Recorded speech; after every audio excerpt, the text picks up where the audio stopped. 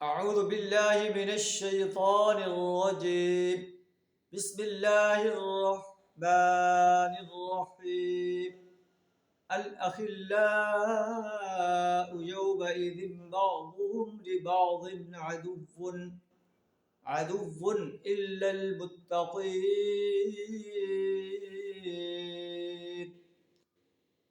يا عباد لا خوف عليكم اليوم ولا أنتم تحزنون.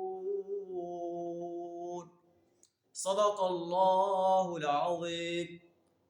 سورہ الزخرف آیت نمبر 67 اور 68 آپ کے سامنے تلاوت کی.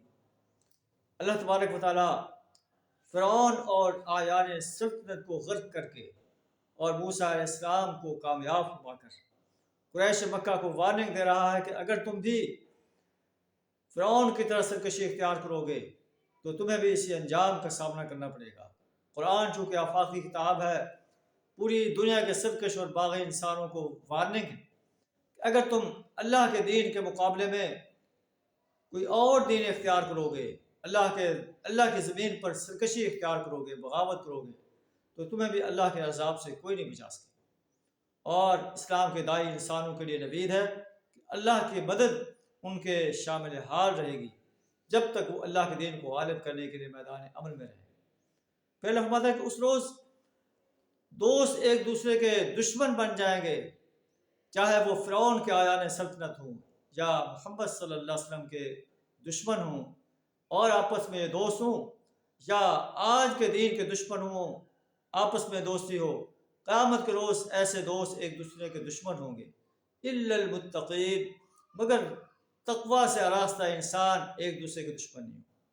انہیں کہا جائے گا اے میرے بندو، آج تم پر کوئی خوف نہیں ہے، کوئی تمہیں غم نہیں ہوگا.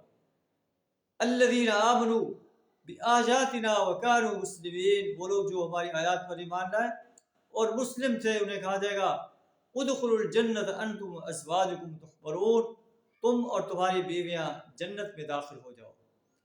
یطاف علیہم بصحاف من ذہب واکواب، ان کے آگے سونے کے تھال اور ساغر گردش کرائے جائیں گے، اور اس میں ہر وہ چیز ہوگی جو ان کا دل چاہے گا، اور ان کی آنکھیں لذت محسوس کریں گی. وَأَنْتُمْ فِيهَا خَالِدُونَ، اور تم اس جنت میں ہمیشہ رہو گے. یہ وہ جنت ہے جس کے تم وارث بنائے گئے ہو ان اعمال کے بدلے جو تم دنیا کے اندر کرتے رہو. لَكُمْ فِيهَا فَاكِهَةٌ كَثِيرَةٌ، تمہارے لیے وہاں کثیر فواکہ ہیں، منہا تأکلون، جنہیں تم کھاؤ گے. اللہ سے دعا ہمیں بھی ایسے عظیم انسانوں میں شامل فرمائے. وآخر دعوانا الحمد للہ رب العالمین.